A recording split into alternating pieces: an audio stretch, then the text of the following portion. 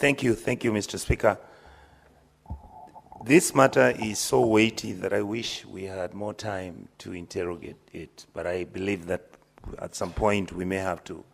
I wanted to ask the CS, in a nutshell, if you look at all the issues that has been brought up by either at that time, I'm talking about in the 80s and 90s up to now, at that time the issue was with municipal councils, then we had county councils, and then we've now come in where we have counties, and of course all these matters have been devolved, and I just want to come, Mr. Speaker, to the city of Nairobi. Why, Mr. Waziri, why are we not able, just as a people who are intelligent and reasonable, why are we not able to get a system which is self-sustaining, which is reasonably designed and made in such a manner like other countries do so that we can manage our garbage? Isn't it, Waziri, because many of us in this house and elsewhere are the ones who are actually the ones collecting the garbage and making billions and billions out of it, instead of setting up basic infrastructure which is available? You even have donors. There are donors who want to give us some of this infrastructure so that we set it for free. And yet, every time an idea comes about how we are going to fix the issue of garbage in Nairobi, it dies somewhere. Same way, why are we not able to have... Kindly be specific in the question you want to ask the Honorable CS. Can the minister tell us whether the reason why Nairobi cannot collect its garbage and manage it is because of the corruption which is endemic in our government, in our county governments, and all the government departments which are involved in this? That's why we can't move. Honorable CS, you now may proceed to answer the questions from the various senators. Thank you, Honorable Speaker and honorable members. Yes, as a ministry, first of all, we've worked on the policy. We have strategies, we've had regulations that have been reviewed, which are really of international standards. But as you know, we at national level, it's all about policy. The implementers are the county level, since waste management is devolved. And one of the new regulations that we have passed, as I said earlier, was the extended producer responsibility, where the polluter pays principle. What does that mean? It means like the plastic bottles of soda. The producer must be able to see the life cycle of these plastic bottles. We should not find them in the rivers. We should not find them anywhere contaminating. So there is some money that should be given. They pay something because of the pollution. Now, these are the resources that we intend to use in order to improve waste management, and as Senator Onyonka has talked about, review the sustainability. I also want to inform the Chair of Climate that one of the things that we are also looking into is FLOCA, where we know that county governments are being given resources in order to implement FLOCA. One of the areas that they can also review is waste management. And so we'll be supporting them, guiding them in terms of establishing the material recovery facilities, and again ensuring that we are having circular economy implemented at county level. And so we've written advisories again to the counties, and we continue engaging with counties. Our meeting again is scheduled in the coming weeks, where we'll be meeting the governors to explain to them the EPR and see how we can implement. Again, one of the neglected and so-called vulnerable people are the waste pickers. And we are seeing how, again, we can incorporate them into these cooperatives so that we can ensure that there is sustainability, and we are empowering them and creating green jobs for Kenyans. So these are, again, deliberations we'll have at, with the governors. But for counties, we have the county directors routinely meeting. I believe there was a meeting 2 weeks ago where the NEMA team was able to meet them. And again, we continue supporting them even in matters of implementation. But yet again, they are the key implementers of waste management. Regarding the question of tackling residential waste management, as I had said earlier, it's really about convening the polluters. I think, behavioral practices vary in communities. We cannot say, Honorable Esther, that we can tell everyone to change their behavior, but yet again, we can talk to the polluters. And yet again, we can capacitate human resources that can support us in training, whether it's at the school level, the community level, among others, in matters of waste segregation and matters of hygiene and reduction of health risks. And so those are, again, areas that we are looking into, engaging the polluters to see how they can support in improving the behavioral practices. But ultimately, it's about having the human resource capacity. When you're talking about sustainability, the human resource that are able to ensure that the environments are clean, and this is through resources which can be found in the EPR, FLOC, and also resources that have been given to county governments. So they should be able to allocate some of the money for waste management, for establishment of material recovery facilities, for having the human resource, and implementing the rest. So the other question was Senator Muma, who asked, I think we've answered that we have strategy, regulations, and enforcement, and we have intergovernmental relations are strengthened, and we have routine meetings. We sent a gazette notice for asbestos, that is safe removal and safe disposal of asbestos in Kenya. But then we, cognizant of the fiscal space, some have been able to do that, others, national government, counties, again, are unable. So we are engaging Treasury and to support us in allocation of resources that will support in implementation of this. Equally, we are engaging partners who can support one way or another, but step by step, we are looking into the safe removal and disposal of waste, and we again have come up with guidelines to support in implementation of the same, as well as the strategies. So the next question was regarding banning of plastics. And NEMA provides exemptions for essential uses of food packaging, but EPR, again, should deal with the authorized bags. That is the polluters. In the EPR regulations, you'll notice that we are enforcing that they need to look at the waste that is being produced in matters plastic and ensure that a waste management recycling of the same is done.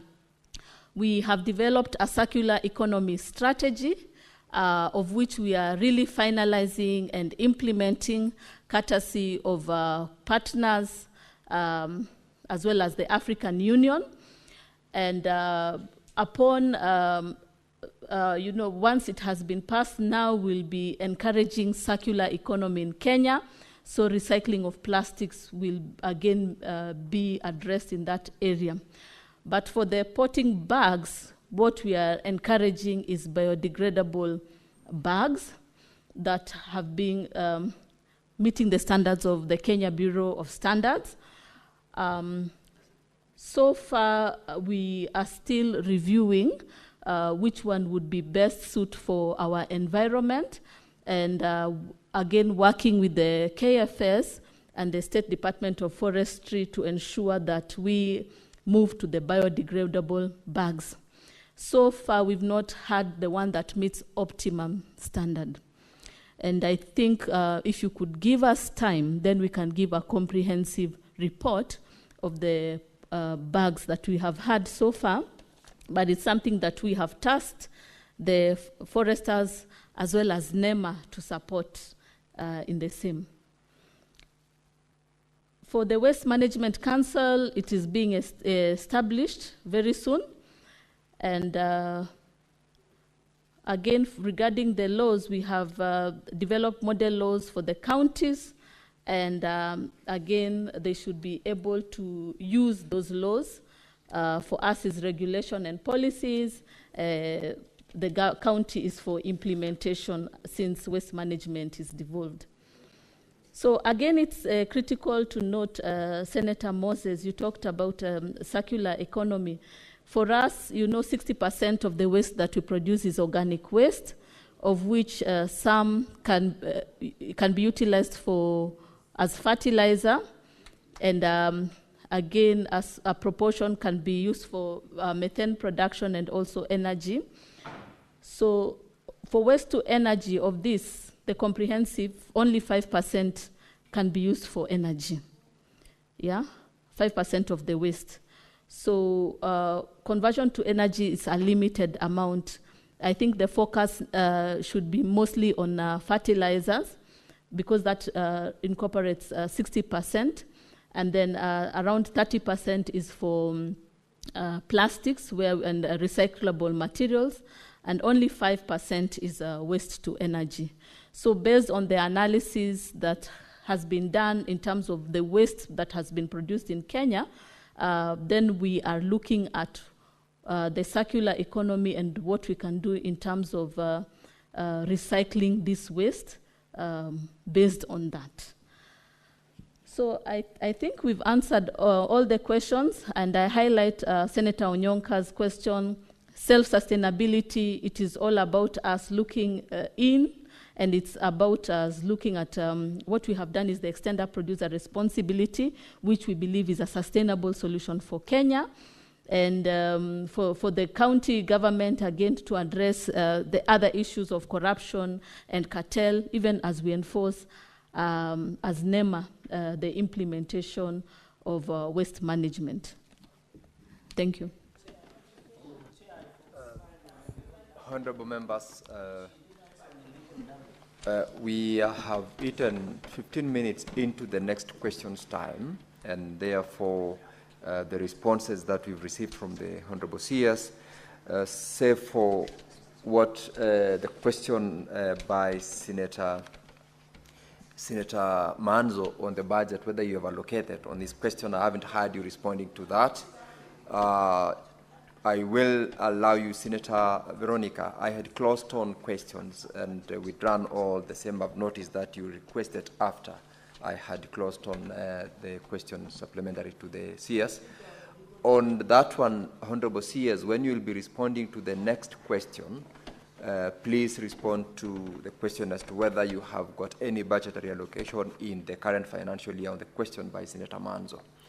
The next, honorable members, you're going to is question 091, and Senator Mohamed Chute has authorized Senator Onyonka to ask the question. I will proceed to allow Senator Onyonka to proceed to ask question 091 on behalf of Senator Mohamed Chute. Thank you, Mr. Speaker. As you have rightly stated, I'm standing in for Senator Chute of Marsabit County. And the question by Senator Chute, A, is could the Cabinet Secretary provide the historical background on the introduction of Prosopis juliflora, commonly known as madenge, in Kenya, including the actors or institutions involved, and explain the ecological or policy rationale that justified the introduction of the plant. B, what is the current extent of Prosopis juliflora spread across the country, and could the Cabinet Secretary identify the most affected areas, particularly in Marsabit County, where the species reportedly covers approximately 40% of range lands?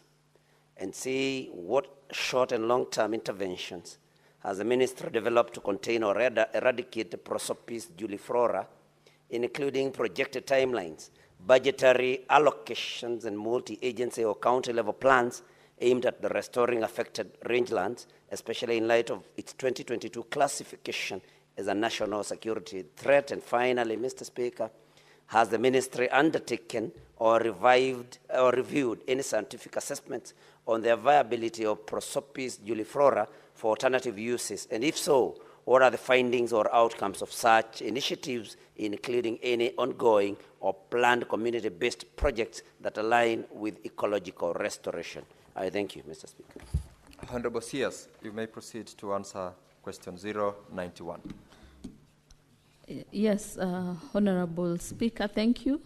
So maybe to answer the question on illegal dumping first, the letter done to all counties, there was a letter done to all counties in July 2024 and a reminder sent in December 2024 about the same, and counties are adamant. So we continue to engage them for implementation. Regarding the budget, yes, we have inadequate budget to support NEMA operations in matters monitoring, evaluation, and inspection of sites. Again, it's an area that we would want to advocate for to ensure that we are working on. So regarding the question on Prosopis juliflora, Honorable Speaker, the genus Prosopis belongs to the family Leguminosae, specifically the subfamily Mimosoidae. The genus has 4 genera and 44 species and several varieties, of which 40, including Prosopis pallida, are native to the American, mainly South American. In contrast, 1 is native to Africa, Prosopis africana, and 3 are native to Asia, Prosopis cineraria, Prosopis facta, and Prosopis coelziana. Honorable Speaker, Prosopis pallida was first introduced into Kenya in 1948 by the colonial government workers and planted in Taveta Township. It was a popular species and was widely planted in the larger Taveta County, then Taita Taveta District, and other parts of arid and semi-arid areas of Kenya, mostly in the 1960s to 1980s. The species is non-invasive and exhibits good stem. Senate Majority Leader, Senator Nyutu, Senator Cherargei, order please. Allow the CS to be heard in silence. Good stem forms and other growth characteristics, but slower growth rate. There is no clear documentation regarding the introduction of Prosopis juliflora into the country. It is suspected that it could have been due to taxonomic confusion with Prosopis pallida and Prosopis juliflora.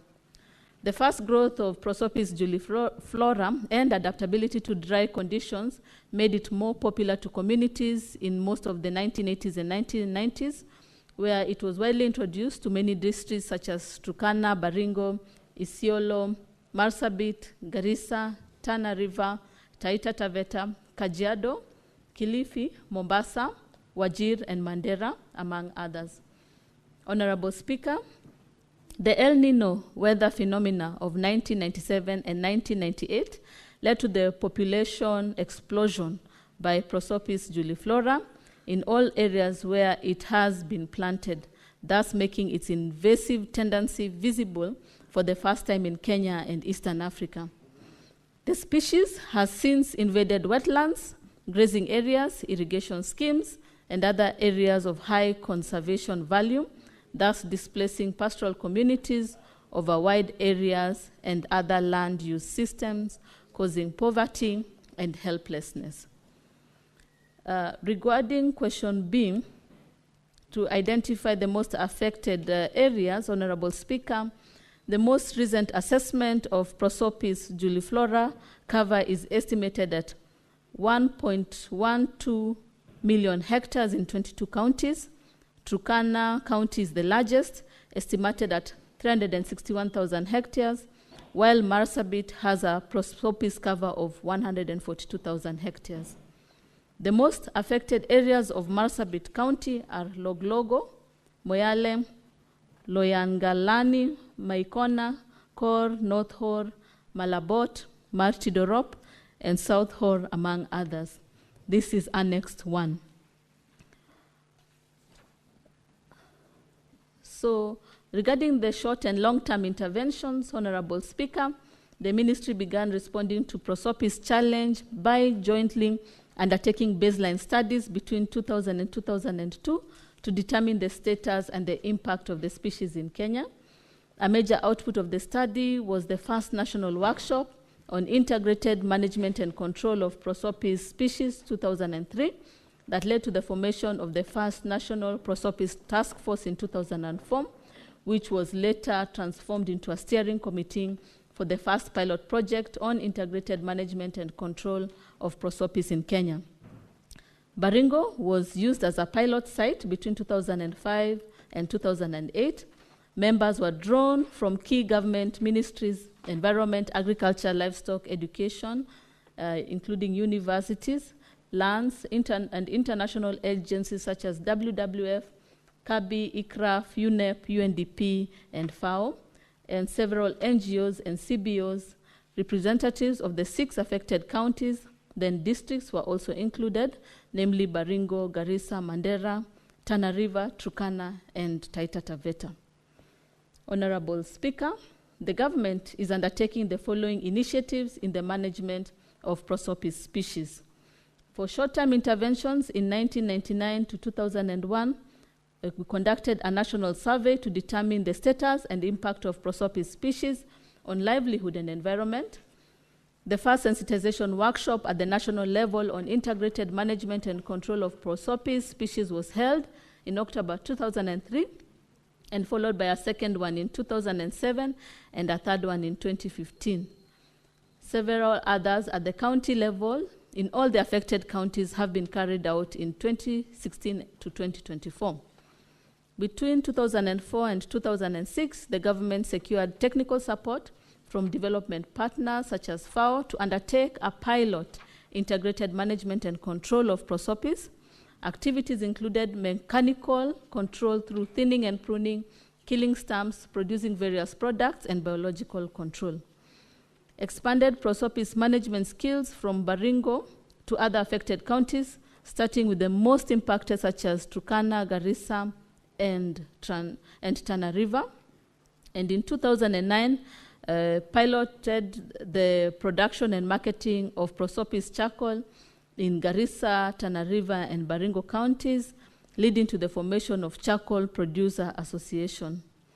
Again, the activities included facilitation of the formation of Charcoal Producer Association in affected counties to support sustainable production and trade in Prosopis charcoal.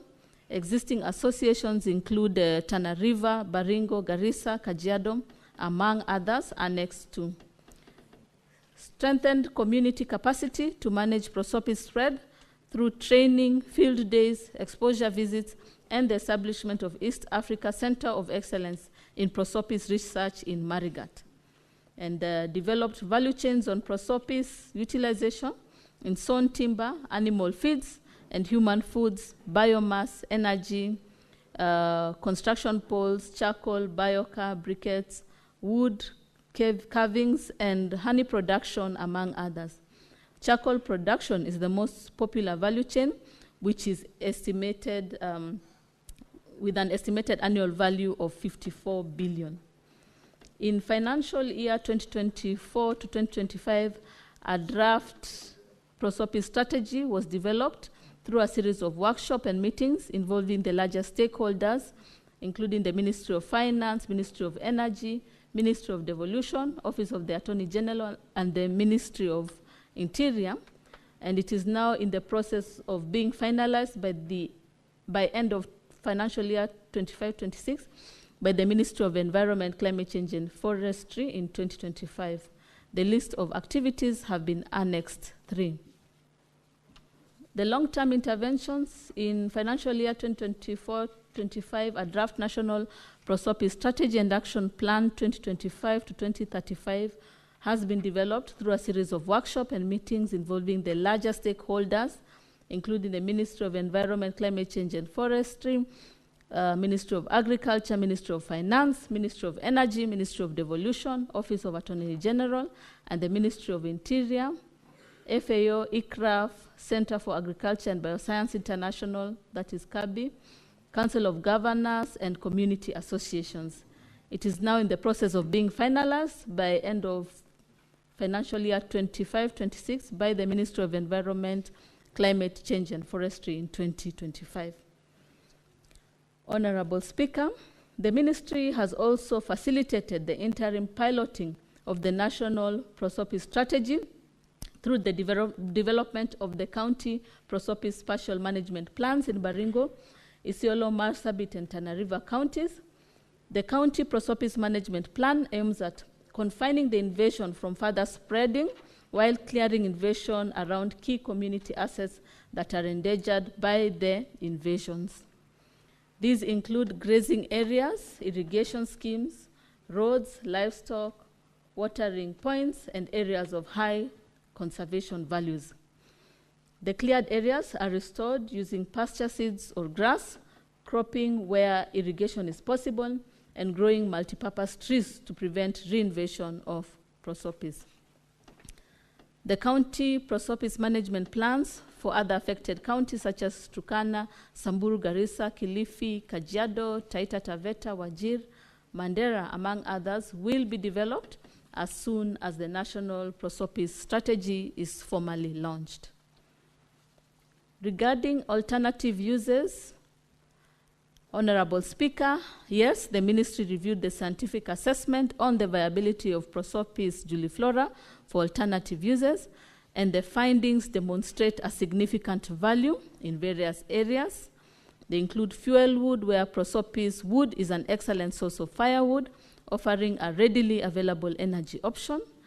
Charcoal, where Prosopis charcoal has a high calorific value, ranging from 7.7 to 7.8 kilocalories, making it an efficient fuel source.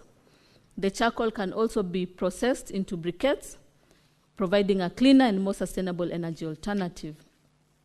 For commercial energy, the wood can be chipped and used for industrial steam, for electric power generation, and other heating needs. With the right technology, the species has potential for commercial exploitation for power generation.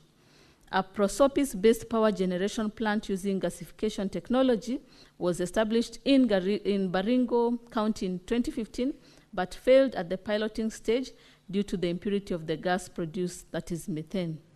The investor overlooked the technical guidance required to remove impurities associated with high levels of tannins and other chemicals in Prosopis biomass. Briquettes and biocam, these two products can be produced from two processes as a byproduct of charcoal and commercial energy production, and from carbonizing the small diameter trees, twigs, and branches, where Prosopis is being eradicated by mechanical means. The carbonized materials can be reconstituted into briquettes for fuel or used as biocam for soil conditioning and carbon storage. Construction materials. The strong and durable wood of Prosopis can be used for various building materials, including fence posts, construction poles, and furniture. Communities can utilize Prosopis wood for constructing shelters and fences. Prosopis produces very nutritious pods with high contents of proteins, carbohydrates, or sugars, and minerals that can be a viable substitute for cereals as raw materials for the commercial production of livestock feeds. Prosopis pods are also edible by humans and do not have any anti-nutritional attributes. Milled Prosopis-based pod meal can be mixed with wheat at a proportion of 1:3 and baked to produce cakes, mandazis, and chapatis. Prosopis trees are evergreen and flower twice every year. Its flowers are very rich in nectar, and the honey produced is of high quality. However, the super high levels of sugar lead to frequent crystallization of honey, thus making it appear adulterated. Ongoing or planned community projects that align with ecological restoration, Honorable Speaker. There is ongoing capacity development of registered charcoal producer association in management and sustainable utilization of Prosopis tree biomass. This includes the introduction of modern charcoal making technologies to reduce gas emission and land restoration methods, among others. Through the framework of collaboration with partners, there are ongoing activities geared towards rehabilitation of degraded landscapes, affected by prosopis through the rollout of the County Prosopis Management Plan. The National Landscape and Ecosystem Restoration Strategy of 2023 to 2032, which underpins the 15 billion tree growing initiative, incorporates management and control of the spread of prosopis, green jobs on prosopis clearing and value addition of wood and non-wood product creation by the ILO-supported community projects which are being implemented in Turkana, Garissa, Tana River counties annexed 4. The ministry and partners are also implementing other projects that are partly addressing the management of prosopis juliflora in some of the affected counties. These include the FLOCA and the KEWASIP, that is Kenya Watershed Service Improvement Project, among others. Honorable Speaker, I submit. Thank you, Madam CS. I will now allow 2 supplementary questions from Senator Onyonka, if you do have, and thereafter the members who requested to ask supplementary questions will be given that opportunity. Senator Newton. Thank you, Honorable Speaker. As you had communicated, these are questions that came from the Senator for Marsabit, Senator Chute. I may not have a very good understanding of prosopis juliflora, but could the Cabinet Secretary say something about water hyacinth, because that's also another type of plant that is affecting our water bodies, and I believe it's under her ministry. Thank you, Mr. Speaker. Senator Veronica Maina.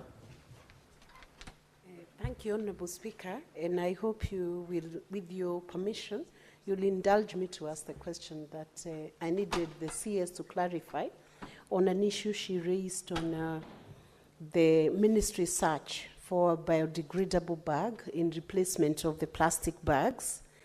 And I wanted to know, because a very crucial question, whether the ministry has considered the alternative of encouraging and promoting the use of weaved baskets, weaved bags as an alternative for the plastic bags, even as you search for the biodegradable option of the biodegradable bags, so that the ministry can enhance an approach that then helps in creative industry and creates jobs in the course of searching for those bags, which then will go to the cottage industries, as opposed to concentrating with use of biodegradable bags, which may be produced by only one big factory.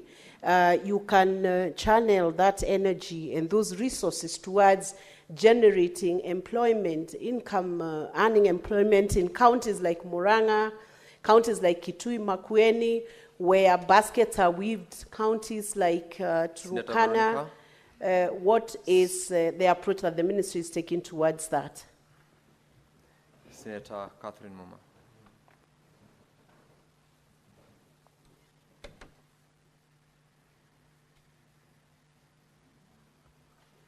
Thank you, Honorable Speaker.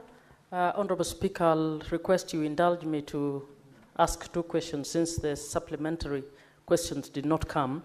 Honorable CS, your answer is confusing to Kenyans. On the one hand, you say that there is a strategy on management and control of prosopis juliflora, the Madenge plant, and then on the other hand, you've given a litany of the value of this plant, suggesting it is a good plant.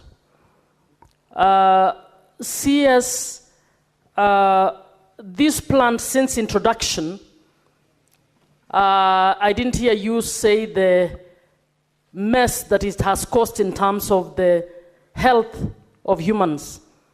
When the thorns of the Madenge plant prick any human being, the wounds get inflamed so much, even to the animals. It has caused a lot of chaos, and I did not hear you speak to that bit.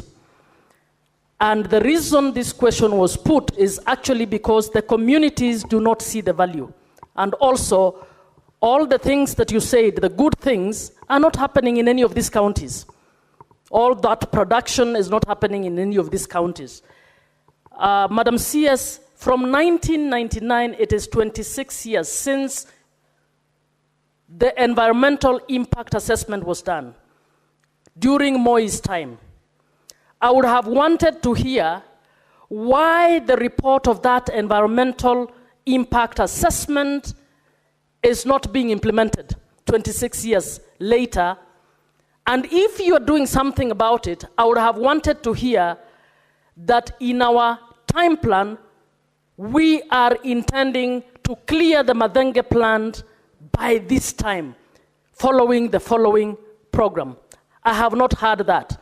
Kenyans from those counties will not be clear on what exactly you're doing to actually manage, control, or eliminate the Madenge plant, which is causing chaos in those counties. Can you give a real timeline-related answer on what you are actually doing to ensure that the Madenge plant is moved away? Senator Manzo. Mr. Speaker, I want to ask the CS whether the Madenge tree is a scientifically manufactured tree, and if so, what are they going to do to eliminate it? Luckily, I've not seen it in makwiny, but I know when animals eat it, Mr. Speaker, they lose their teeth. So is this scientifically manufactured, or is it a natural tree, and what are they going to do to eliminate it? Madam CS, you may take the floor to respond to those supplementary questions. Thank you, Honorable Speaker and Honorable Members. So regarding the hyacinth, I kindly request that we convene the team to review and give a comprehensive report, as has been given for prosopis. For Senator Minor, you talked about biodegradable bags, and we really appreciate your observation with regards to this. We also welcome all options, including the cottage, the weaving, among others. As I had said, research is ongoing to see which is the best in terms of acting as a seedling, and that, again, after planting, that is biodegradable at the right time. And so we are welcoming all these options as the ministry looks at and evaluates the various potting bags.